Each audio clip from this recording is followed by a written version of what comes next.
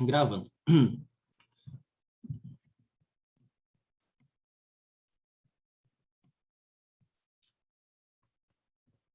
lá.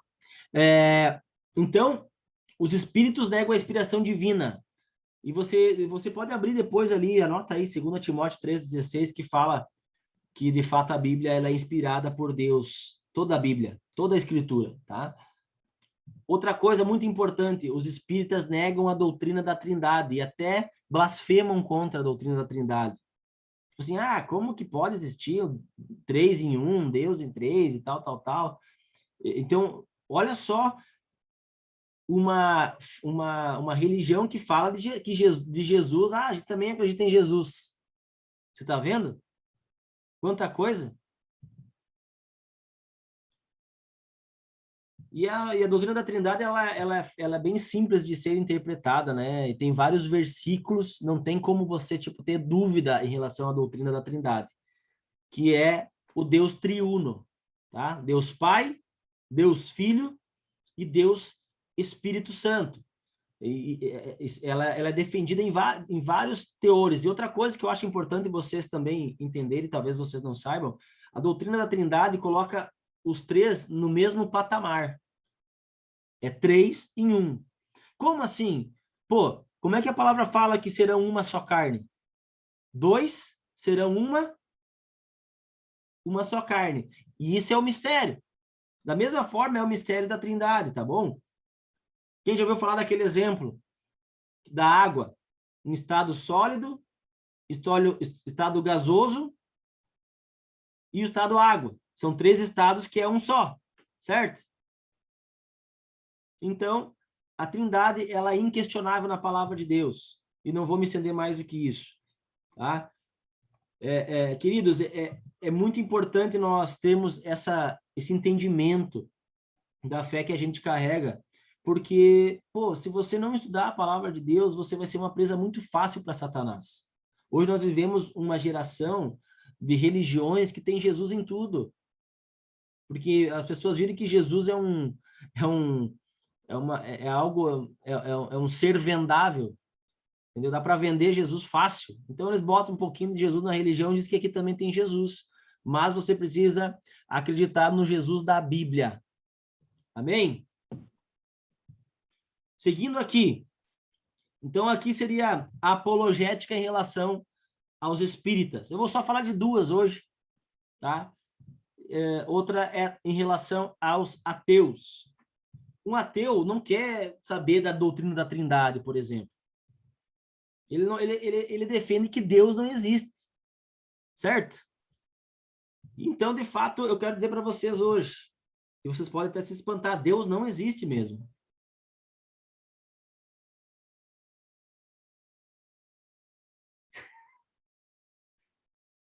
Deus não existe. Porque para alguma coisa existir, ela precisa ser criada, certo?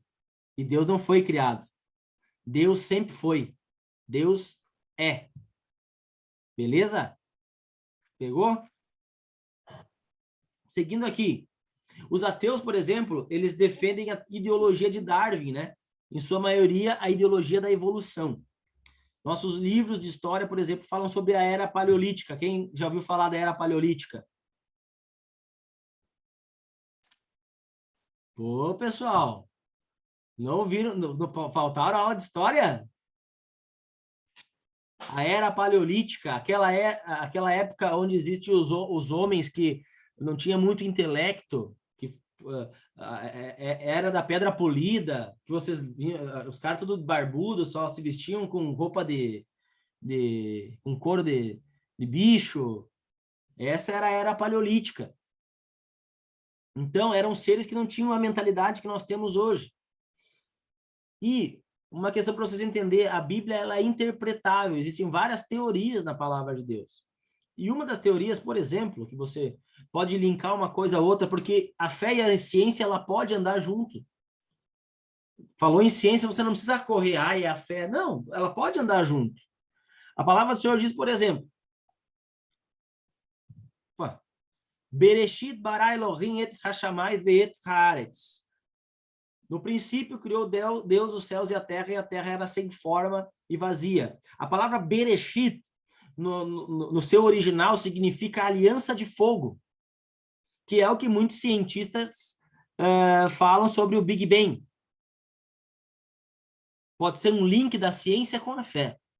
Por exemplo, outra questão, os dinossauros. A palavra se referencia com as bestas feras e os behemoths. Também fala. Outra coisa da questão do ser humano, né, que os caras defendem essa era paleolítica, onde a mentalidade dos seres humanos eram mais inferiores. Por exemplo, a palavra de Deus diz no capítulo 1 de Gênesis, não sei se vocês já viram, que criou Deus macho e fêmea. Talvez isso venha na tua memória agora, mas depois você pode olhar ali. No capítulo 1, a palavra do Senhor diz assim, e criou Deus o homem macho e fêmea. No primeiro capítulo. E lá no segundo capítulo, tu vê a história de quem? De Adão e Eva. Pô, mas como assim? No capítulo 1, Deus cria o homem macho e fêmea. Não fala nada de colocar o seu espírito, nada. Ele só cria o homem macho e fêmea. No capítulo 2, você vai lá e vê. E cria Deus o homem do barro, né, e insufla o alento da vida em suas narinas. Ele coloca o seu espírito no homem. Então, ali pode ser um link da era paleolítica no segundo capítulo, daí sim com a criação de Adão e Eva. Sabe? Então, você pode linkar isso com essas pessoas, quando vai falar daquilo que eles não acreditam. O segundo ponto, aquilo que eu já falei aqui. Beleza, vamos seguir. Outra questão. Nós vamos para a ciência. Em quem acreditar, Jesus Cristo? Meu Deus, já foi provado que a Terra tem 66 milhões de anos. E a nossa Bíblia fala que não. O calendário judaico tem 5.800 anos. Mas a ciência fala que a Terra tem 66 milhões de anos. Como explicar isso? Eu te pergunto, Adão nasceu bebê?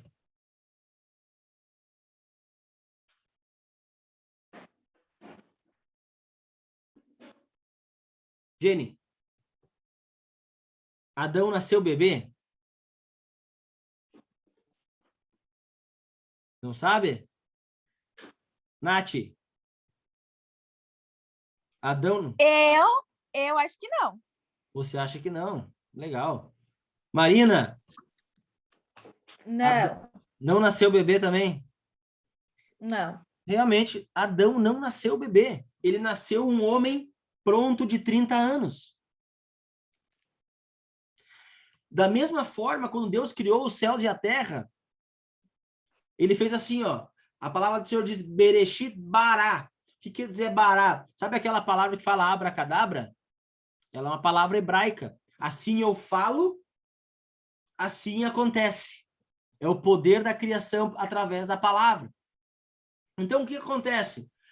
Vai lá, Deus, e os cientistas olham para aquela montanha gigante e falam assim, essa montanha, as erosões, demorou não sei quantos milhões de anos para virar essa montanha.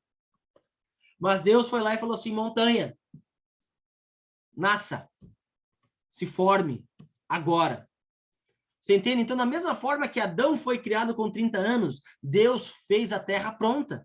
E essa é a explicação. Você não precisa fugir da ciência para explicar o Deus que você serve. Mas você precisa o quê? Buscar conhecimento. Assim você pode responder às pessoas com aquilo que você acredita. Compreenderam? Ou não? Quer que eu explique de novo? Vocês compreenderam o que eu quis dizer? A ciência diz 66 milhões, claro. Aquilo que demoraria 66 milhões de anos para fazer, Deus foi lá e fez com uma palavra. Assim como ele fez com Adão. Adão não teve que nascer bebê para se tornar um adulto. Deus criou ele pronto. Assim ele fez com a terra. Agora está explicado? Beleza? Outra questão. Hoje eu postei no Instagram e não sei se deu para compreender também sobre a questão da criação. A teologia natural, ela precisa ser explicada mais para as pessoas que não creem do que a própria teologia da Bíblia. O que é teologia natural? É você olhar para o céu e falar assim, caraca, dá 24 horas certinho. Nem 1 hora mais, nem 1 hora menos. 6 horas, 7 horas, escurece. Se fosse 20 graus, 30 graus a mais, começava a queimar o nosso corpo, mas Deus fez certinho. O calor limitado para nós não morrermos.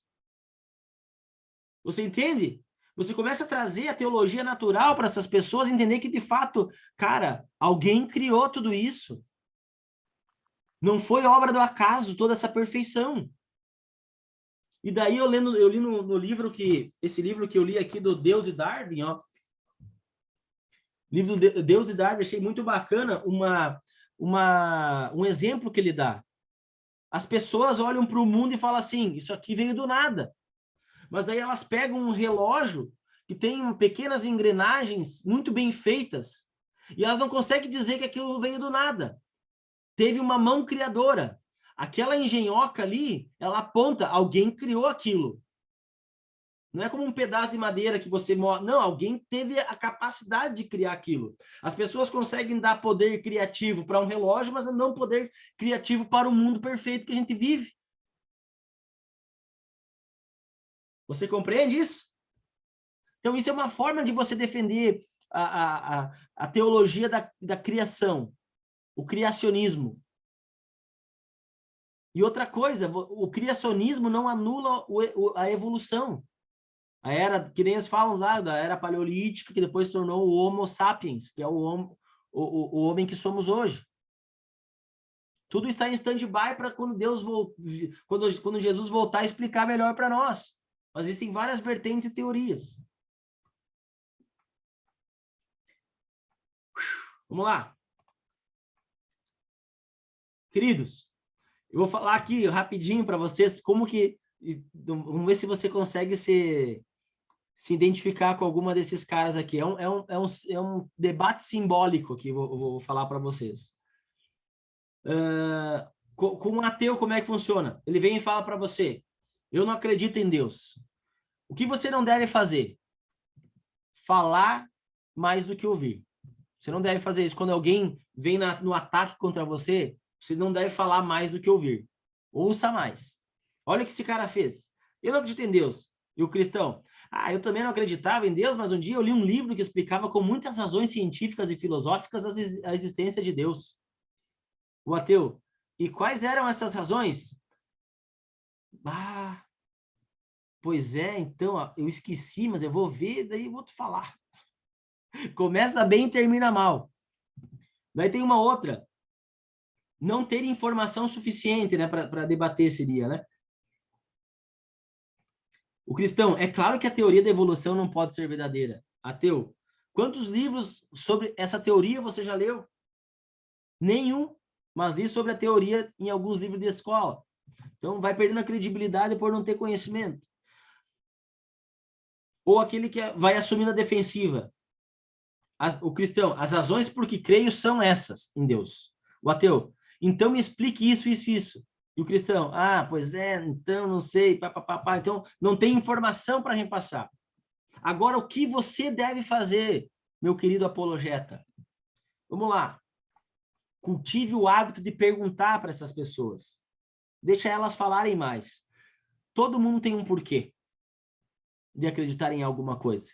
Então, deixe falar mais, porque uma coisa nós precisamos saber. Quem convence do pecado, do juízo e da justiça é quem? O Espírito Santo. Ok? Então, olha só. Vem um ateu e fala, eu não acredito em Deus. Você vai, talvez você sanguínea ou sanguíneo fala, mas como é que não acredita? Meu Deus do céu, olha só. Chega e pergunta, mas por que você não acredita em Deus? Ah, porque a ciência tem demonstrado a evolução. Daí o cristão, e por que a evolução desprova a existência de Deus? Daí o ateu, porque a Bíblia ensina que Deus é criador. Daí vem o cristão, tá, mas Deus não pode ter usado a evolução para criar? Está entendendo a forma que você pode se relacionar com pessoas sem repelir elas? Faça perguntas, ok?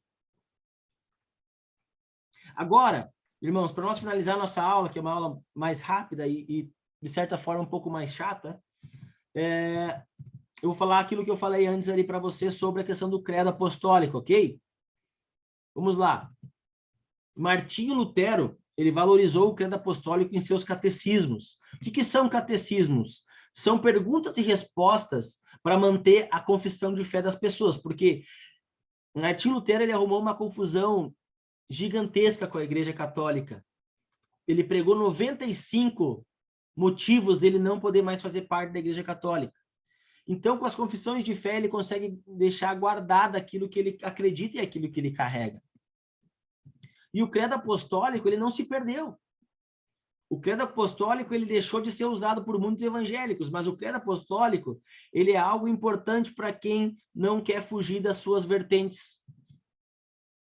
João Calvino também, na sua obra Instrução de Fé, no Catecismo Heidelberg, e para você ter paz e ciência que não é um herege, o básico do básico é que você creia no credo apostólico.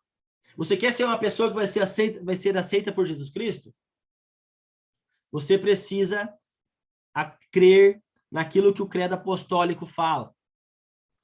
Vamos lá ver o que o credo apostólico fala. E, antes de mais nada, eu não tenho nenhum problema em falar católico, porque a palavra católico significa universal, tá? Católico significa universal. Nós não somos católicos romanos, que foi quando Constantino implantou adoração a ídolos, enfim, esse monte de coisa aí que acrescentou na fé que não era aquilo que Jesus pregava, tá? Mas a palavra católico significa universal. O primeiro credo apostólico não falava creio na Santa Igreja Católica, falava creio na Igreja Santa. Entendeu? O primeiro credo apostólico foi instituído antes da Igreja Católica em si, romana. Foi na época do ano 200 e poucos ali. A Igreja Católica Romana, ela foi estabilizada e iniciada praticamente lá perto dos anos 400 depois de Cristo. Tá? Então, o credo apostólico ele é muito antigo. Né? E foi o Hipólito, o primeiro homem a fazer esse credo apostólico. Hipólito de Roma, o nome dele. Então, vamos lá. Vamos ver se você concorda com o credo apostólico. Creio em Deus Pai Todo-Poderoso. Você crê que Deus é Pai? Mas você também crê que Deus é Todo-Poderoso, certo? Tem um salmo que fala que ele dá nome às estrelas, mas ele também enfaixa as nossas feridas. O mesmo Deus que dá nome às estrelas cuida de nós. Por isso que ele é Deus Pai, mas ele é Deus Todo-Poderoso. Certo? Então, nós cremos que em Deus Pai, Todo-Poderoso. Criador, nós cremos no dom criativo do céu e da terra. Bem, você crê em Jesus Cristo? Aqui fala, e em Jesus Cristo, seu único filho. A palavra de Deus diz em João 14, não se turbe o vosso coração, credes em Deus, credes também em mim. Na casa de meu pai há muitas moradas. Se assim não fosse, eu não vou teria dito. E quando eu for, eu voltarei e os levarei para mim mesmo, para que aonde eu estiver, estejais vós também. O filho unigênito, sabe o que é filho unigênito? Filho único, né? Então, de fato, Jesus Cristo foi o filho único de Deus. Mas vem Paulo e nos dá uma equiparação na filiação com Deus. A palavra de Deus diz que nós somos co-herdeiros com Cristo Jesus. Ou seja, olha só a humildade de Cristo, gente. Olha que loucura isso. Ele abdica da sua primogenitura para ser irmãos conosco. Por isso que nós somos co-herdeiros com Cristo. Temos o dom da mesma herança. Olha que profundo. e em Jesus Cristo, seu único Filho, nosso Senhor, o qual foi concebido pelo Espírito Santo, mostrando que Deus não precisa de nós para fazer as coisas. Jesus Cristo, ele foi concebido pelo Espírito Santo. Que deu aqui? A Jenny caiu.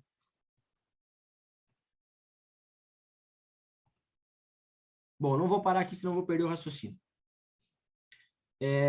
Então, aqui a próxima parte do credo apostólico, o qual foi concebido pelo Espírito Santo. Ou seja, foi o próprio Deus. Algumas teologias rabínicas falavam que Maria teve um relacionamento com um romano e teve o filho e traiu José. Olha só que falácia. Mas, na verdade, Cristo foi concebido pelo Espírito Santo no ventre de Maria. E isso é uma teologia que nós não podemos negociar. Outra questão, nasceu da Virgem Maria. Nós precisamos crer no nascimento virginal de Maria. Então, para você saber, para você ter uma certeza da tua fé e daquilo que você carrega, você precisa buscar o conhecimento do credo apostólico. Ele vai te levar a conhecer mais da tua fé. Ou seja, olha só, o qual foi concebido pelo Espírito Santo nasceu da Virgem Maria. Precisa crer que ela era virgem. Muitos judeus falavam que ela não era virgem. E nós não podemos acreditar nisso, porque a palavra nos relata que ela era a Virgem Maria. Agora, a diferença entre nós e os irmãos católicos, sabe qual é? Os irmãos católicos, eles creem, sabe o que falam imaculada? Já viram falar desse termo, imaculada? O que é imaculada? Eles falam que Maria nunca teve relação sexual. Eles falam que Maria foi virgem, só teve Jesus como filho e foi e não teve relação sexual com seu marido José. Só que o livro de Tiago é o irmão de Jesus. E daí eles tentam fugir disso e transformaram Maria numa santa e numa virgem eterna. Por isso que é a Maria Imaculada, que nunca teve contato sexual com ninguém. Mas isso não é verdade. Maria teve filhos com José. E um desses é o Tiago, da carta de Tiago. Padeceu sob Pôncio Pilatos e foi crucificado. Morto, ou seja, nós precisamos também crer nessa morte carnal de Jesus como homem, porque ele foi 100% homem e 100% Deus. Só um pouquinho que a Nath está falando comigo aqui rapidinho, só um minuto.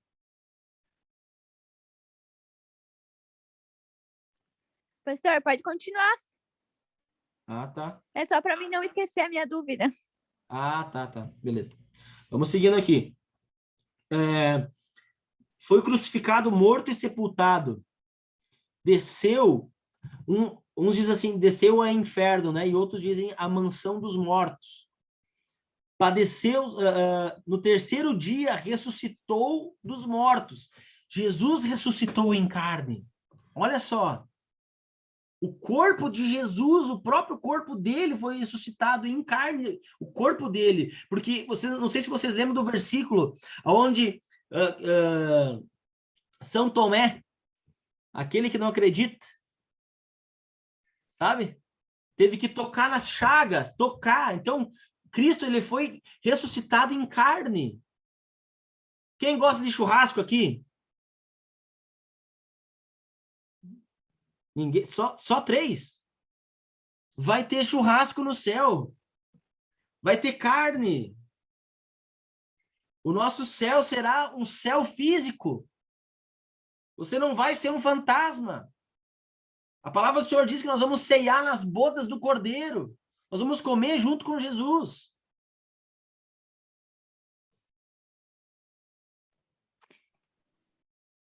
Beleza, depois eu explico. Seguindo aqui. Ele ressuscitou dos mortos. Ele vai lá e sobe ao céu. Ele está sentado à direita de Deus Pai Todo-Poderoso, de onde há de vir julgar os vivos e os mortos. Olha só. Creio no Espírito Santo. Martim Lutero, na Santa Igreja Cristã. Se você é cristão, você precisa crer na igreja, meu querido. Não adianta só dizer que acredita em Jesus. Você precisa crer na igreja, congregar. Você precisa desenvolver o teu relacionamento com a igreja. Isso é um ponto chave da tua vida com Deus.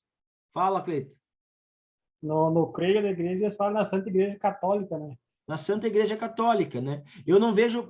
Eles tiraram a questão do católico não por causa da igreja, não por causa do nome católico, como eu falei para você, né? Porque católico significa universal.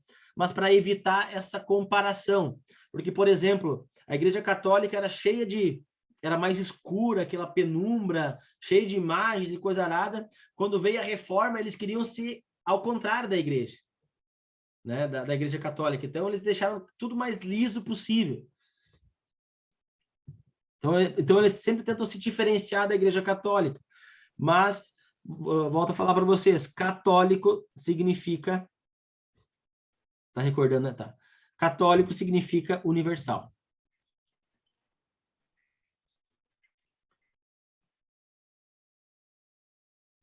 Na comunhão dos santos, na remissão dos pecados.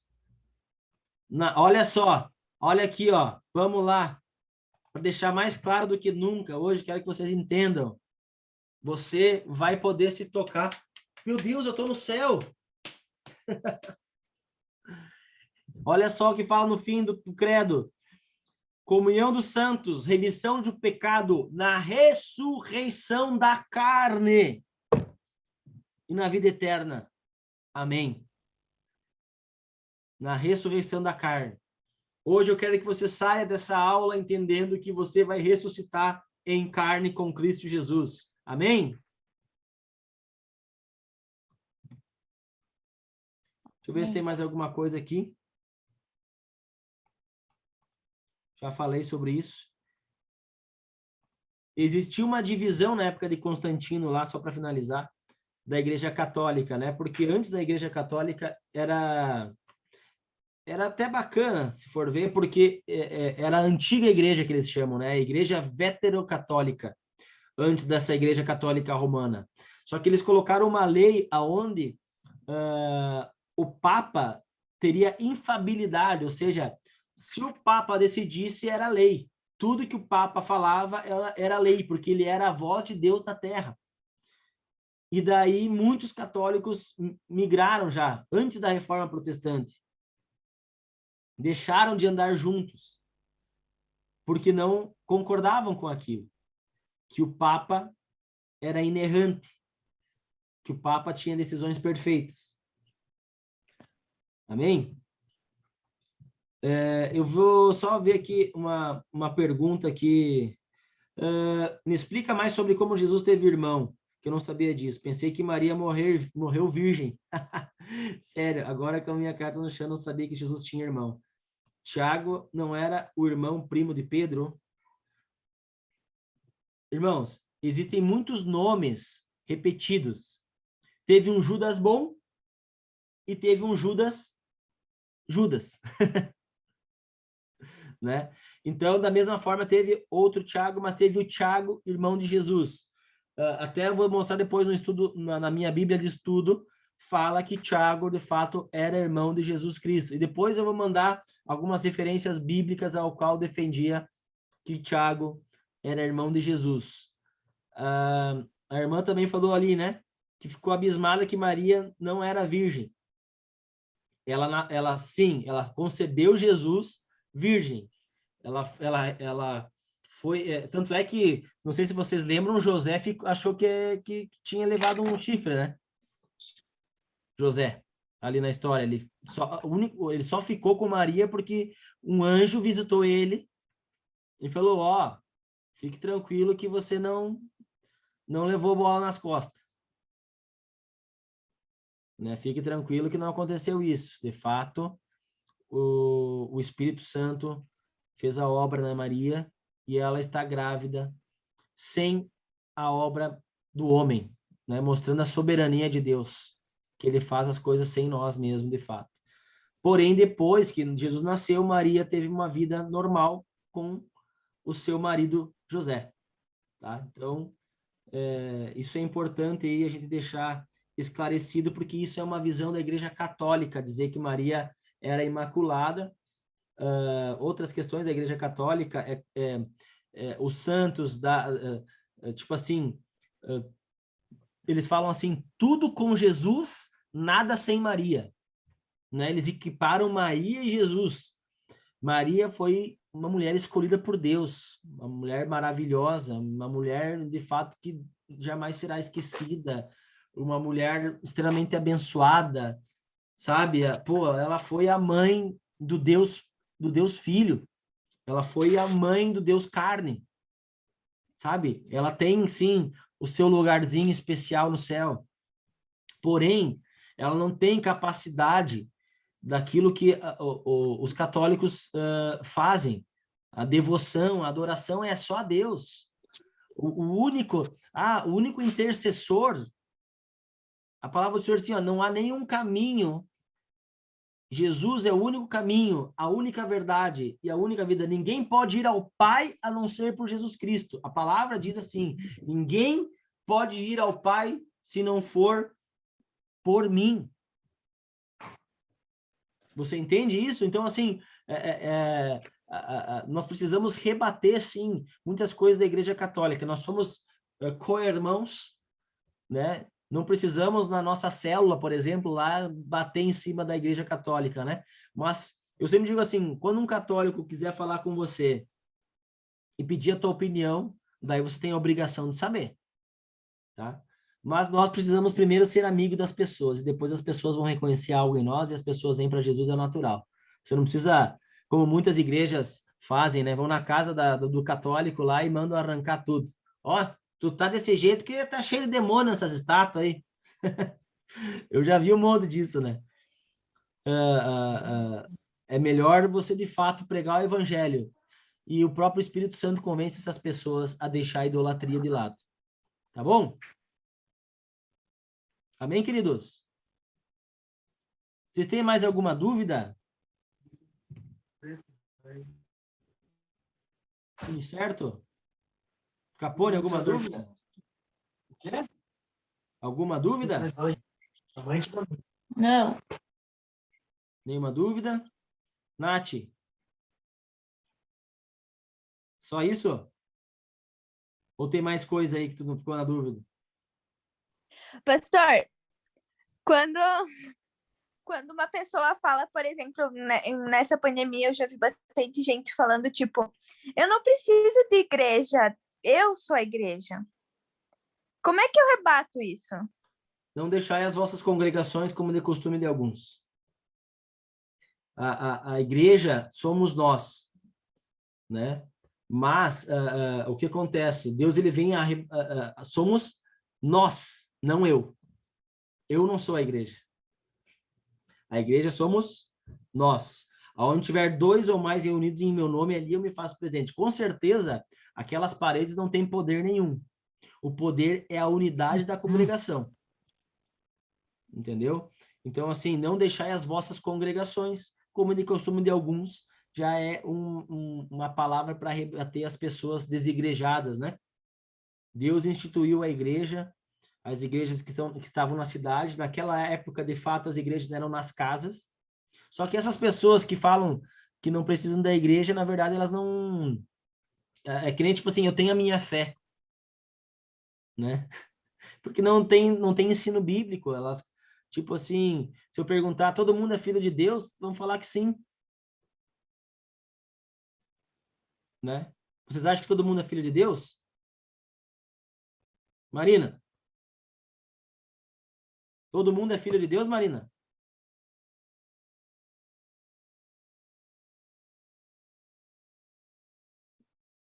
Ei, Marina, todo mundo é filho de Deus ou não? Acho que não. Acho que não.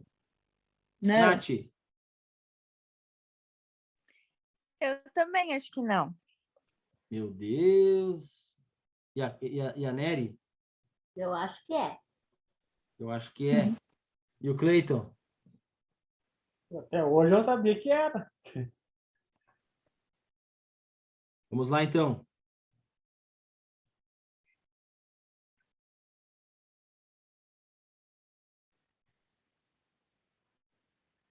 Mas a todos quantos o receberam, deu-lhes o poder de serem feitos filhos de Deus, aos que creem em seu nome. Ou seja, criatura sim, filho não. Nem todos são filhos de Deus, né? Todos que creram, olha ali que está escrito ali, ó. Todos que o receberam como pai, ele deu o poder de ser feitos filhos de Deus. Mas a todos quanto receberam, deu-lhes o poder de serem feitos filhos de Deus, aos que creem no seu nome. Sabe? Então, assim, é importante ter essa distinção. Mas são coisas que a gente aprende, sabe?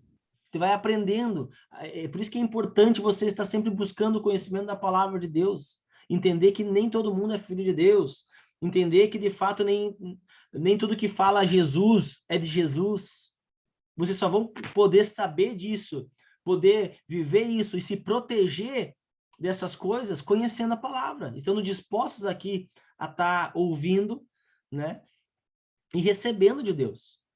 Tá? Então, a Nath, né, falando sobre a questão, né? Eu sou a igreja. Claro, eu sou a igreja de Cristo. Nós somos a igreja de Cristo. Mas uma coisa não nega a outra. Nós somos o templo do Espírito Santo. E quando fala em templo do Espírito Santo, meu querido, é sobre a questão sexual. Tu vai ver o contexto do versículo lá. De pessoas que se deram a práticas erradas no âmbito sexual. Daí no final, Paulo exorta, vós sois o templo do Espírito Santo. Isso também não é respaldo bíblico para não fazer tatuagem, como muitos assembleianos pregam. Eu não faço tatuagem porque eu sou o templo do Espírito Santo. Não tem nada a ver. Só que é aquela coisa, né? Glória a Deus que vocês estão buscando conhecimento aqui para poder refutar muita heresia que as pessoas pregam por aí. Tá? Então, uma coisa não anula a outra. Nós somos a igreja, mas a palavra sim instituiu a igreja congregação. Você vai abre, depois tu abre lá em Atos 2:47. Também fala. Vamos lá, só para nós finalizar aqui. Já está tarde.